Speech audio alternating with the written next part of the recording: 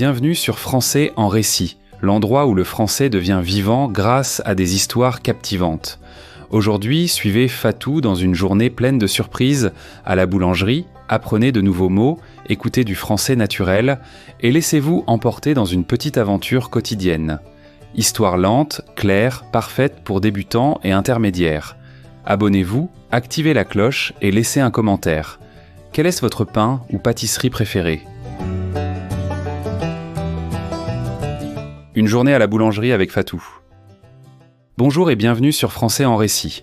Aujourd'hui, vous allez vivre une petite aventure avec Fatou, une jeune femme curieuse, gentille et toujours souriante. Elle adore les bonnes choses, surtout les pâtisseries françaises. Et ce matin, elle décide d'aller à la boulangerie de son quartier, mais tout ne va pas se passer comme prévu. Écoutez bien, détendez-vous et laissez le français vous emporter.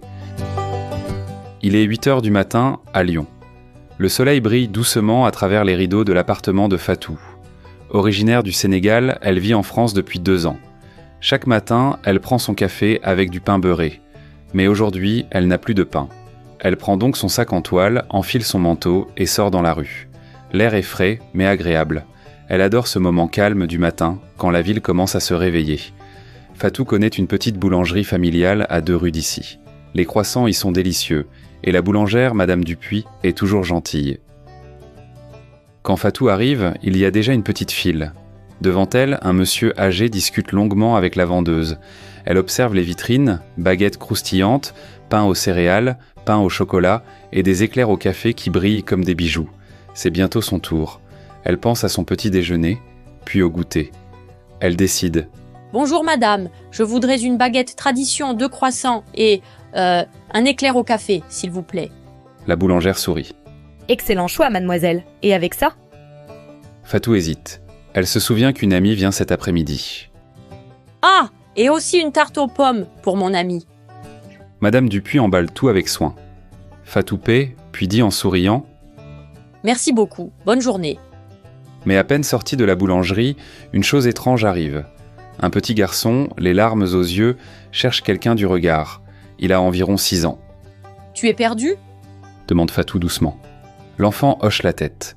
Il s'appelle Léo et il a perdu sa maman dans la boulangerie pendant qu'il regardait les bonbons. Fatou retourne avec lui à l'intérieur. Madame Dupuis reconnaît l'enfant. Ah, sa maman est sortie précipitamment. Elle vous attend sûrement dehors. Quelques instants plus tard, la maman arrive, inquiète et soulagée. Elle remercie Fatou chaleureusement. Vous êtes un ange, merci infiniment. Fatou sourit, un peu gênée. Ce n'était pas grand-chose, pense-t-elle, mais elle se sent heureuse d'avoir pu aider.